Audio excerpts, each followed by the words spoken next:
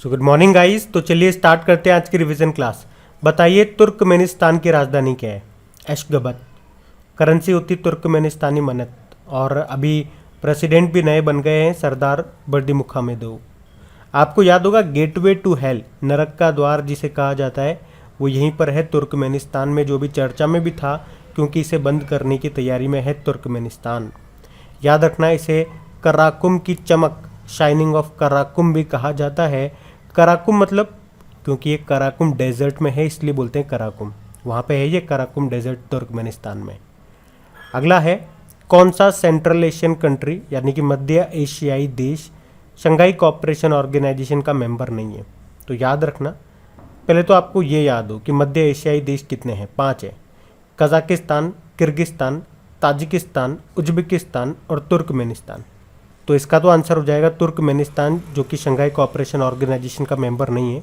बाकी चारों देश हैं कजाकिस्तान, किर्गिस्तान, ताजिकिस्तान और उज्बेकिस्तान।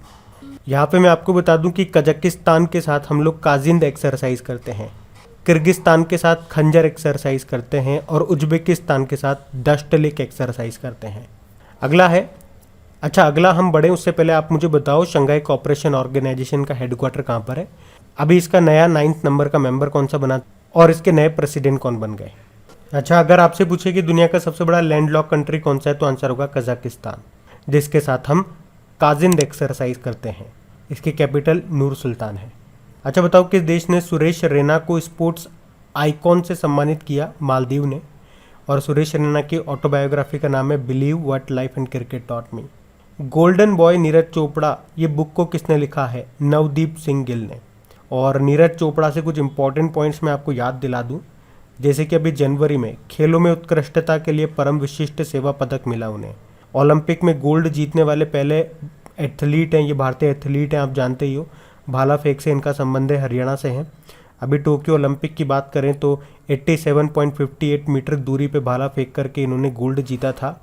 इन्हीं के सम्मान में हम भाला फेंक दिवस मनाते हैं 7 अगस्त को। और अभी पद्मश्री भी मिला इनको।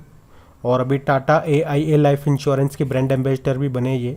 उसके अलावा 2022 के sport star of the year male पुरस्कार इन्होंने ही जीता था, नीरज चोपड़ा ने। जबकि फीमेल पुरस्कार जीता था मीराबाई चानू, जो कि वेटलिफ्टर हैं। और टोक्यो ओलंपिक में मीराबाई चानू ने सिल्वर जीता था 49 किलोग्राम कैटेगरी में। ये सारे पॉइंट ध्यान रखना। अगला प्रश्न देखते हैं, देवेंद्र झाझरिया का संबंध किससे है? भाला फेंक से ये इनका संबंध भी, और राजस्थान से हैं, ये पैरा खिलाड़ी हैं। और अभी पद्म भूषण मिला है इनको, याद रखना, पद्मश्री नहीं, पद्म भूषण। तो इनका नाम ज़्यादा इंपॉर्टेंट है। विश्व कठपुतली दिवस, ये हम 21 मार्च को मनाते हैं। इसकी थीम है द सी। वैसे विश्व कविता दिवस भी होता है 21 मार्च को। अब बताओ, NATO North Atlantic Treaty Organisation, इसका हेडक्वार्टर कहाँ पर है? ब्रुसेल, बेल्जियम में है। स्थापना होती है 1949 में। प्रमुख इसके जेंस स्टोल्टेनबर्ग हैं, जिनका कार्यकाल अभी 1 साल के लिए बढ़ा दिया गया। अभी नाटो ने, आपको याद होगा, कुछ एक्सरसाइजेज भी की है अपने मेंबर कंट्रीज़ के साथ में, मतलब इसके मेंबर कंट्रीज़ ने आपस में एक्सरसाइजेज की हैं। मेंबर कंट्रीज़ कितनी है? 30 है। तो अभी एक तो याद होगा, कोल्ड रेस्पॉन्स नाम की एक्सरसाइज की थी नाटो के मेंबर्स ने। और कहाँ पे? नॉर्वे में।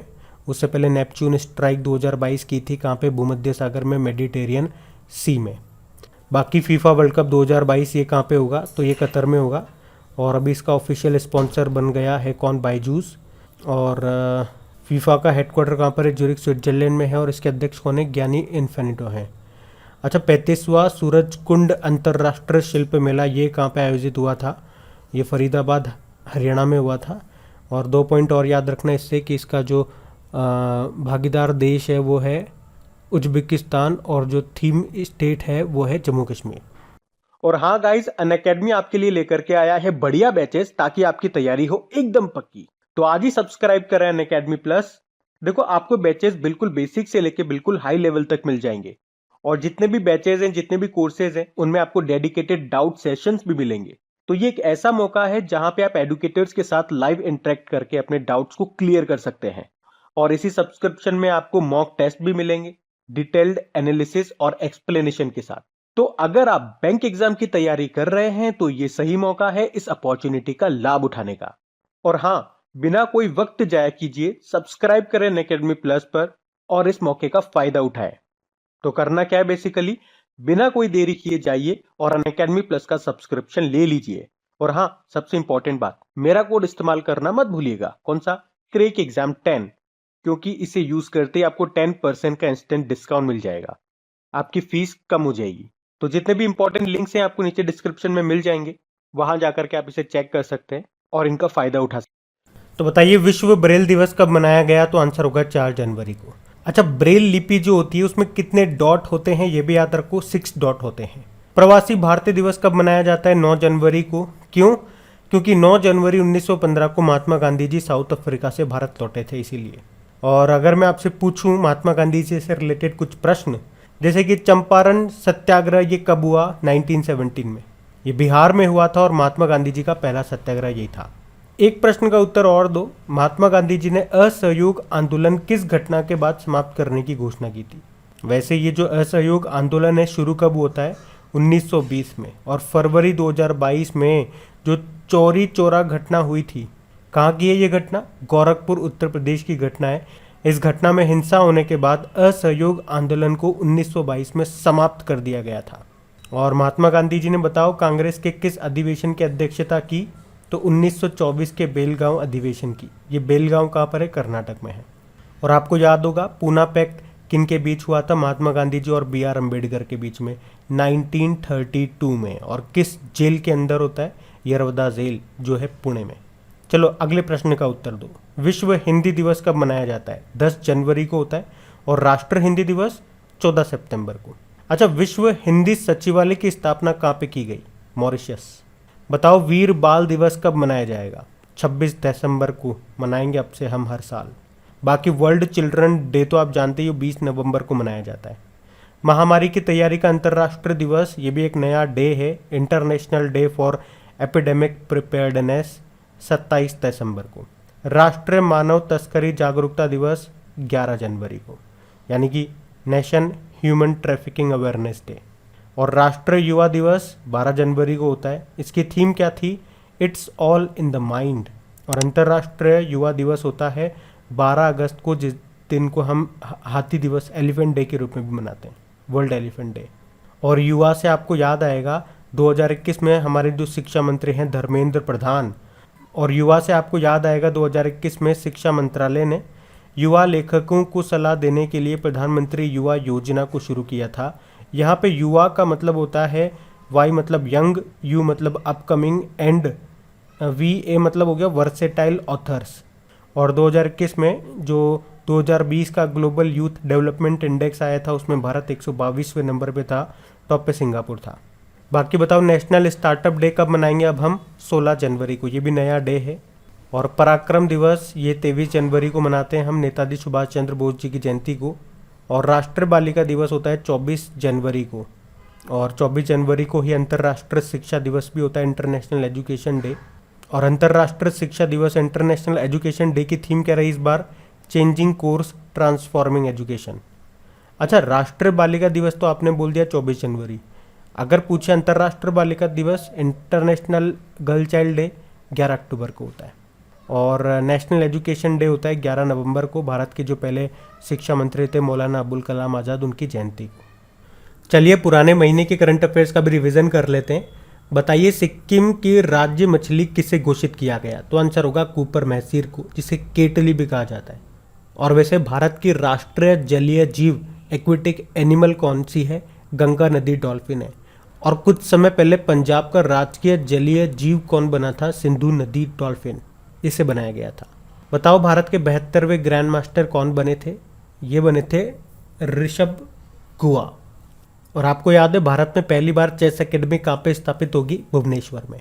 और जो आपका स्क्वायर बोर्ड होता है इसमें टोटल नंबर ऑफ स्क्वायर कितने होते हैं? 204 होते हैं। वर्ल्ड वाइड चेस को रेगुलेट करने वाली बॉडी होती है फिडे। फिडे का हेडक्वार्टर है ल्यूजेन, स्विट्जरलैंड में। देश का 53वां टाइगर रिजर्व कौन सा बन गया? गुरु घासीदास टाइगर रिजर्व, ये छत्तीसगढ़ में है और छत्तीसगढ़ का चौथा टाइगर रिजर्व है।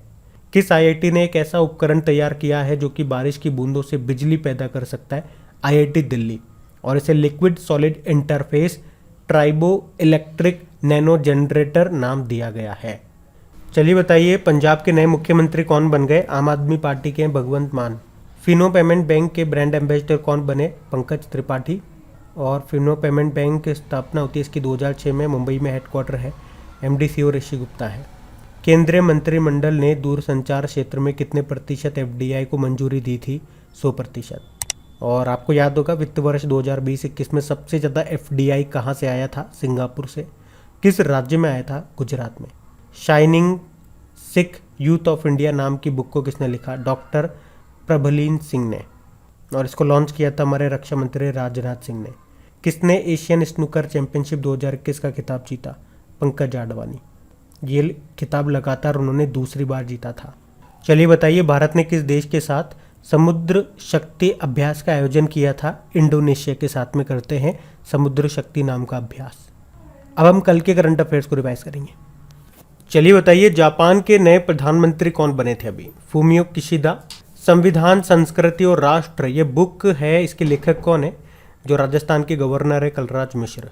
किस राज्य के जुडीमा राइस वाइन को जीआई टैग मिला? तो आंसर होगा असम। और ये पूर्वोत्तर की पहली शराब है जिसे जीआई टैग मिला है। जुडीमा चावल से इसको बनाया जाता है।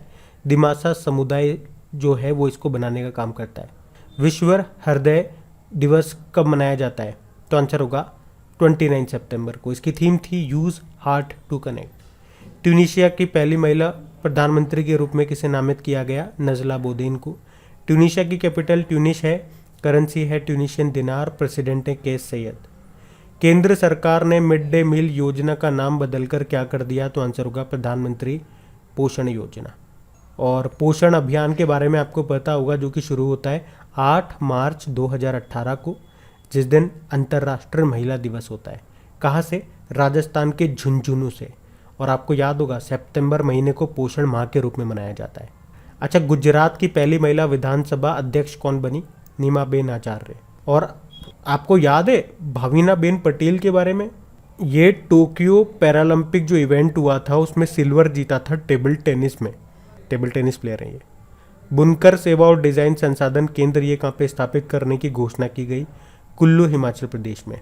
और इसी तरह से आपको याद होगा बुनकरों के लिए जम्मू कश्मीर ने कारखंडर योजना और कर्नाटक ने नेकरा सम्मान योजना शुरू की थी। खाद्य हानि और अपशिष्ट के बारे में जागरूकता का अंतर्राष्ट्रीय दिवस कब मनाया गया? यानी कि international day of awareness of food loss and waste 29 सितंबर को। फूड से आपको 2 डे और याद रखने हैं। एक तो वर्ल्ड फूड डे जो 16 अक्टूबर का होता है, एक नेशनल फूड डे जो 24 अक्टूबर को होता है। साथ में वर्ल्ड फूड सेफ्टी डे भी याद रखो, वो होता है 7 जून को। और बताओ विश्व खाद्य पुरस्कार 2021 किसे मिला था? शकुंतला थिल्स्टेड को। अंतर्राष्ट्रीय परमाणु ऊर्जा एजेंसी के लिए बाहरी लेखा परीक्षक के रूप में किसे चुना गया? जो हमारे कैग है कॉम्प्ट्रोलर एंड ऑडिटर जनरल है 14 नंबर के, उनको, यानी कि गिरीश चंद्र मुर्मू को।